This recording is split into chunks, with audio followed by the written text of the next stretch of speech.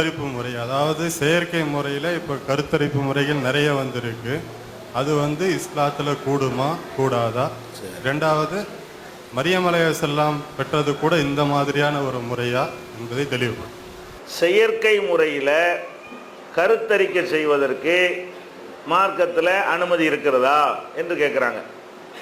இயற்கையாக பெண்கள் கர்ப்பமாகுறதுங்கிறது அது ஒரு முறை, அதுக்கு மார்க்கத்தில் அனுமதி இருக்குங்கிறது எந்த டவுட்டும் கிடையாது.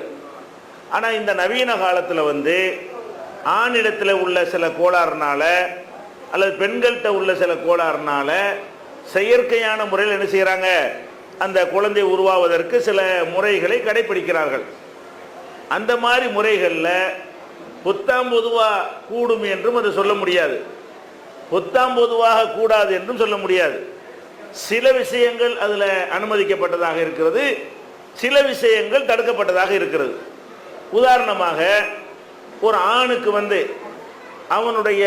அவனுக்கு உயிரணு இல்லை என்று வைங்க, அவங்க பயாப்சி டெஸ்ட் எடுத்து பார்க்குறாங்க, அவனுடைய விந்து டெஸ்ட் எடுத்து பார்க்குறாங்க, அதில் உயிரணுக்கள் இல்லை.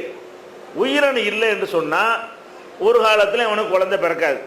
அந்த மாதிரி ஆண்கள் குடும்பத்தில் சந்தோஷமாக இருந்தாலும் கூட குழந்தை உருவாவதற்கு என்ன செய்யணும், உயிரணுன்னு ஒன்று இருக்கணும்.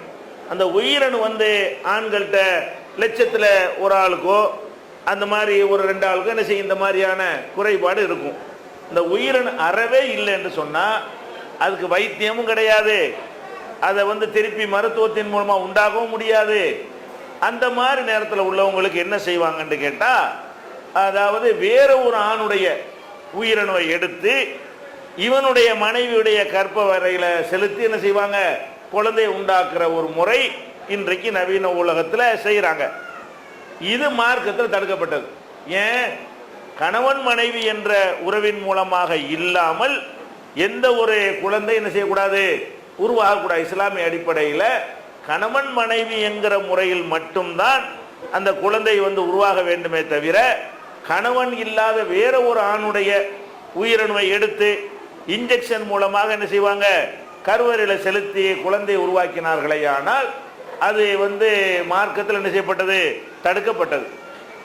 எப்படி தடுக்கப்பட்டது? குர்ஆன்ல ஒரு வசனம் இருக்கிறது, நிசாவுக்கும் ஹர்சுல்லக்கும், உங்களுடைய மனைவிமார்கள் உங்களுடைய விளைநிலங்களாக இருக்கிறார்கள். விளைநிலம் அல்லாஹ் என்ன செய்யறான், ஒரு வயலுக்கு ஒப்பிட்டு அல்லாஹ் சொல்றான்.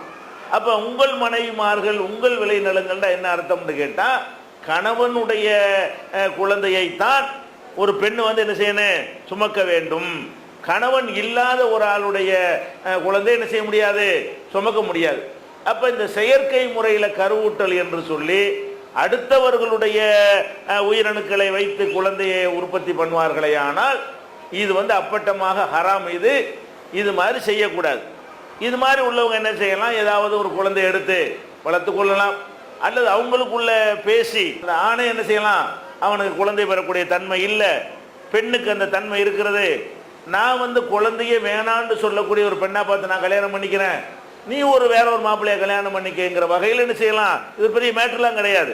அந்த மாதிரி ஒரு அண்டர்ஸ்டாண்டிங்கில் அவங்க பிரிந்து கொண்டு அப்படி ஒரு கணவன் மூலமாக குழந்தை பெறலாமே தவிர இது மார்க்கத்தில் கூடாது. அதே நேரத்தில் கணவனுடைய உயிரணுவின் மூலமாகவே குழந்தை பெறுவதற்கு சில செயற்கை முறைகள் இருக்கிறது.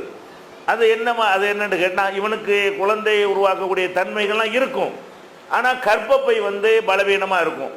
கர்ப்பப்பை பலவீனமாக இருக்கும் பொழுது அந்த குழந்தை என்ன செய்வாங்கன்னு கேட்டால், இவனுடைய அந்த கணவனுடைய உயிரணுவையும் மனைவியுடைய அந்த சினை முட்டை எடுத்து ஒரு டியூப்பில் அவங்க வளர்த்து அது ஒரு குறிப்பிட்ட அளவுக்கு வந்த உடனே இனிமேல் அது கலையாது என்கிற அளவுக்கு வந்த உடனே அப்புறம் கற்பறையில் வச்சுருவாங்க. அதான் டியூப்பு குழந்தைம்பாங்க. டியூப்புலாம் குழந்தைய உண்டாக்க முடியாது. ஒரு அளவுக்கு ஒரு 2 மாதம் அளவுக்கு அந்த கருவை வளர்த்து அதை கர்ப்பப்பையில் வச்சுட்டா அது கலையாது. இந்த கலையாத அளவுக்கு இதெல்லாம் பலவீனமாக கர்ப்பப்பை வீக்காக இருக்கிறவங்களுக்கு, இந்த மாதிரி ஆட்களுக்கு இப்படி செய்கிறாங்க. இதுக்கு மார்க்கத்தில் எந்த தடையும் கிடையாதுங்க. இவனுடைய கணவனுடைய உயிரணு மனைவியுடைய சினை முட்டைங்கிற வகையில் தான் இது நடக்கிறது. அது மாதிரியான ஒரு அடிப்படை மார்க்கத்தில் கூடும். இன்னொரு விஷயம் இருக்குது, ஹராமான ஒரு விஷயம் என்னன்னு கேட்டால், ஆணுக்கு குழந்தை பெறக்கூடிய எல்லா தன்மையும் இருக்கும், அந்த பெண்ணுடைய அந்த சினை முட்டையில் வந்து குழந்தை பெறக்கூடிய தன்மை என்ன செய்யாது, இருக்காது. இப்போ என்ன செய்வாங்கன்னு கேட்டால், இவனுடைய இந்த ஆணுடைய உயிரணுவை மட்டும் எடுத்து இவனுடைய மனைவி இல்லாத வேற ஒருத்த வாடகை தாயின்னு இருக்கிறாங்க. இதுக்குண்ட சில பெண்கள் வந்து இந்த மாதிரி புள்ள பத்து தர்றோம், எங்களுக்கு ஒரு தொகையை கொடுத்துருங்க. மேலை நாடுகள்லாம் அப்படி இருக்குது. வாடகை தாயின்னு சொல்லியே பல லட்சங்களை வாங்கி கொண்டு என்ன செய்யறது, இவங்க கண்ட்ரோலில் அடைச்சி வச்சுக்கிடுவாங்க. அந்த பெண்ணை புள்ள பெறுற வரைக்கும் வெளியே விட மாட்டாங்க. நல்லா ஏன்னா அந்த குழந்தையை பாதிக்கக்கூடாதுங்கிறதுக்காக வேண்டி நல்ல ஊட்டச்சத்தெல்லாம் கொடுத்து அவங்கள ஒரு ஜெயிலில் வச்ச மாதிரி வச்சுக்கிடுவாங்க புள்ள பெறுற வரைக்கும். இவனுடைய ஆணுடைய உயிரணு வந்து மனைவி இல்லாத வேற ஒரு பெண்ணுடைய கருவறையில் செலுத்தி வாடகை முறையில் என்ன செய்யறாங்க, தாயை உருவாக்கி குழந்தை பெற்றோன்னு அனுப்பி விட்டுருவாங்க. இந்த மாதிரி இதுவும் ஹராம். ஏன், இதுல வந்து இந்த ஆணுடைய உயிரணு வந்து மனைவி அல்லாத ஒரு பெண் மூலமாக உண்டாக்கப்படுகிறது. அப்ப மனைவி அல்லாத கணவன் அல்லாத முறையில் இருக்கக்கூடிய இந்த ரெண்டுமே கூடாது. கணவன் மனைவி சம்பந்தப்பட்ட விஷயங்களாக இருந்து எத்தனை நவீன முறைகள் வருகிறது அத்தனை நீங்க பயன்படுத்திக் கொள்வீர்களே, ஆனால் அதுக்கு என்ன இல்லை, மார்க்கத்தில் எந்த தடையும் கிடையாது. அப்போ நிறைய சட்ட சிக்கல் வேற வரும். ஒருத்தனுக்கு சொத்துரிமைலாம் இருக்கிறது, யார் சொத்துல இருந்து பங்கு கொடுக்கிறது, எவனுடைய உயிரணுவை எடுத்து குழந்தைய உண்டாக்கிட்டா அப்ப யாரு, அப்ப யாருங்கிறத கன்ஃபார்ம் பண்ணா தானே பிள்ளைக்கு வாரிசு உரிமை எல்லாமே கொடுக்க முடியும். பல விஷயங்கள் அந்த கல்யாணம் பண்ணுவதற்கு அண்ணன் தம்பி மாதிரி உறவுகள்லாம் ஏற்படும். அதெல்லாம் எப்படி தீர்மானிக்கிறது, அந்த பெரிய குழப்பங்கள் வேற ஏற்பட்டு போயிடும்.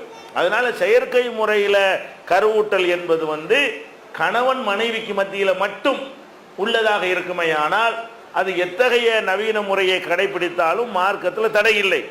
கணவனுடைய உயிரணுவை எடுத்து மனைவி அல்லாதவள்கிட்ட அதே மாதிரி அந்த மாதிரி மனைவியுடைய சினை முட்டை எடுத்து என்ன செய்யறது, கணவன் அல்லாது இப்படி ஜாயிண்ட் பண்ணார்களே, ஆனால் அது வந்து மார்க்கத்தில் தடை செய்யப்பட்டிருக்கிறது என்பது விளங்கிக் கொள்ள வேண்டும். இந்த மரியம் அலைஹிஸ்ஸலாம் குழந்தை பெற்றாங்களே, அது எப்படின்னு கேட்கிறாரு, அதையும் கேட்டிருக்காரு. அது வந்து இந்த முறையில் உள்ளது அல்ல. அது வந்து உயிரணுவே இல்லாம மரபணு மூலமாக பெறுவது. குழந்தைகளை பெறுதல் என்பது உயிரணுவின் மூலமாக குழந்தை பெறுதல் ஒன்று இருக்கிறது. உயிரணுனா என்ன, ஆணுடைய அந்த விந்திலிருந்து தான் உருவாக்குறதுக்கு பேர் உயிரணு. மரபணு என்று சொன்னால் ஒவ்வொரு ஆண்டையும் ஒவ்வொரு பெண்ணிட்டையும் ஒவ்வொரு இடத்துலையும் மரபணுக்கள் இருக்கிறது. இந்த இடத்துல இந்த இடத்துல எங்கே வேண்டாலும் எந்த இடத்துல எடுத்தாலும் அதில் என்ன இருக்குது, ஜீன் சொல்லுவாங்க இல்லையா, ஜீன் இருக்கிறது. இந்த ஜீனை எடுத்து அதை வந்து அதுக்கு சில நவீன முறையில் சில மாற்றுகள்லாம் செய்து அதை கருவறையில் வைத்து உண்டாக்கினால் அது என்னவா உருவாகும்னு கேட்டால், அந்த குழந்தையை வந்து குளோனிங்னு சொல்கிறாங்க இல்லையா, ஜெராக்ஸ் மாதிரி அப்படியே அச்சு அசலாக என்ன செய்யும், அந்த யாருடைய அந்த மரபணுவை எடுக்கிறோமோ அதே மாதிரி என்ன செய்யும், கலரு நிறம் தன்மை வயசு எல்லாம் அப்படி தான் இருக்கும். சைஸு தான் சின்னதாக இருக்கும். பிறக்கும் போதே என்னவா இருக்கும், ஆள் வந்து பெரிய ஆளாக இருப்பான். 50 வயசுக்காரனுடைய மரபணுவை எடுத்தோம்னு சொன்னால் பிறக்கிற குழந்தை எவ்வளோ எப்படி இருக்குது, 50 வயசு குழந்தையாக தான் இருக்கும். 50 வயசுக்குரிய எல்லா சைஸு தான் சின்னதாக இருக்குமே தவிர அதனுடைய தோற்றம் கிட்டுறம் எல்லாமே முகச்சாடையெல்லாம் இவனை மாதிரியே தான் இருக்கும். ஆணுகிட்ட இருந்தால் ஆணு மாதிரி இருக்கும், பெண்ணிட்ட இருந்திருந்தா பெண்ணு மாதிரி இருக்கும். ஏன்னு கேட்டால் மரபணு அதாவது உயிரணு என்பது வந்து அதுக்கு பிஞ்சி மாதிரி, அதாவது செடி அந்த விதையிலேருந்து உண்டாகிறது. அதனால என்ன செய்யும்னு கேட்டால் படிப்படியாக வளரும். இது எப்படின்னு கேட்டால் முத்தி போன ஒரு மரக்கட்டையை ஊண்டி செடி உண்டாக்குற மாதிரி. அதாவது ஒரு செடியை மரத்தை உண்டாக்குறதா இருந்தால் விதையை போட்டும் மரத்தை உண்டாக்கலாம். அது படிப்படியாக அது ஒரு வகை. இன்னொரு வகை முருங்கை மரம் வேண்டியிருக்கு. ஒரு வீட்டு மரத்தில் வெட்டிக்கிட்டு வந்து என்ன செய்வோம், நம்ம ஊண்டுவோம். ஊண்டுனா அது முத்துனது தானே, அது முத்துனதாக இருந்தே வளருமே தவிர அது பிஞ்சிலேருந்து வளரக்கூடிய தன்மை கிடையாது. மரபணுவிலிருந்து உண்டாகிறது இந்த மாதிரி உள்ளது. அதனால அல்லாஹ் என்ன செய்யறான், ஈசா நபியை உருவாக்கும் பொழுது இந்த மாதிரி ஆண் துணை இல்லாமல் உருவாக்குறான். உருவாக்கணும்னு என்ன செய்யறாருன்னா பிறந்தவனை ஒரு பேசுறாரு.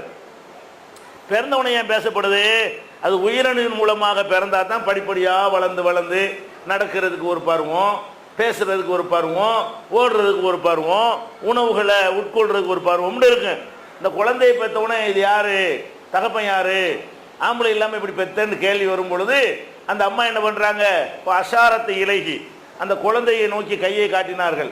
அவங்கெல்லாம் என்ன பண்ணாங்க, கைபனு கல்லிமு மண்கான பில் மகதி சபியா, தொட்டில் குழந்தைகிட்ட நாங்கள் எப்படி பேசுவோம், குழந்தைகிட்ட போய் கேள்வி கேட்க சொல்கிறேன்னு கேட்டாங்க. உடனே ஈசா அலைஹிஸ்ஸலாம் என்ன செய்கிறாங்க, கால இன்னி அப்துல்லா, நான் அல்லாஹ்வுடைய அடிமை, வாத்தானியல் கிதாப், அல்லாஹ் எனக்கு வேதத்தை தந்து விட்டான். வேதத்தை எப்போ கொடுக்குறான்? பிறந்தவனை. பிறந்த குழந்தைக்கு வேதம் கொடுக்க முடியுமா? ஏன்னா அவங்க உயிரணுவின் மூலம் உருவாக்கப்படலை. உயிரணுவின் மூலம் உருவாக்கப்பட்டால் தான் ஒரு குறிப்பிட்ட வயசுக்கு வந்த பிறகு மூளை வந்து வளரும். இது வந்து உயிரணு அல்லாமல் மரியம் அலைஹிஸ்ஸலாத்தின் மூலமாகவே அது உண்டாக்கப்படுகிறது. அப்படின்னா இந்த ஒரு புது டெக்னிக் எல்லாம் கையாண்டிருக்கிறான்.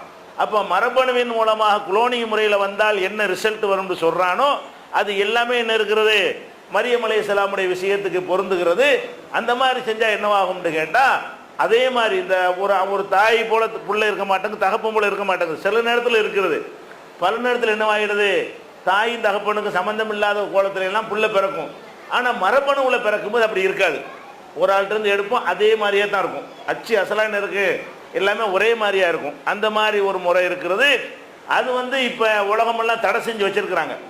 அது கண்டுபிடிக்கப்பட்டு விட்டாலும் மிருகங்களுக்கு மட்டும்தான் அது வந்து செய்து பார்க்கப்பட்டிருக்கு. ஆட்டுக்கு இப்போ முதல்ல ஆட்டுக்கு பண்ணாங்க, அதுக்கப்புறம் வேற வேற மிருகங்களுக்கு அந்த மாதிரி குளோனிங் பண்ணி என்ன செஞ்சிருக்கிறானே தவிர மனித குலத்துக்கு அப்படி செய்யலை. செஞ்சால் என்னவாயிரும், பெரிய பயங்கரமான குழப்பம் ஏற்பட்டு போயிடும். ஒரு பெரிய கிரிமினல் கேடி இருக்கிறான்னு வைங்க, அவனுடைய மரபணு எடுத்து அவனை மாதிரி 100 பேர் உண்டாக்கி விட்டுறலாம். 100 கேடி வந்துடும் அப்படியே. இதே மாதிரி அவன் கண்டுபிடிக்கவும் இல்லை, டெஸ்ட் பண்ணாலும் இல்லை, ஒரே மாதிரியா இருக்கும். வழங்குது அந்த மாதிரியான ஒரு குளோனிங் முறையில் மனித குலத்தை உண்டாக்கினால் மனித குலத்துக்கு பெரிய ஆபத்து ஏற்பட்டு போயிடும் என்ற காரணத்தினால உலக நாடுகள் அறிவுபூர்வமாக அதை வந்து தடுத்து வச்சிருக்கிறாங்க. அது பிராக்டிக்கலாக எந்த இது அமலுக்கு வரவே இல்லை. எந்த ஒரு மனுஷனும் குளோனிங் முறையில் உண்டாக்கப்படவில்லை. மிருகங்கள் மாத்திரம்தான் என்ன செய்யப்பட்டிருக்கு, உண்டாக்கப்பட்டு இருக்கிறது.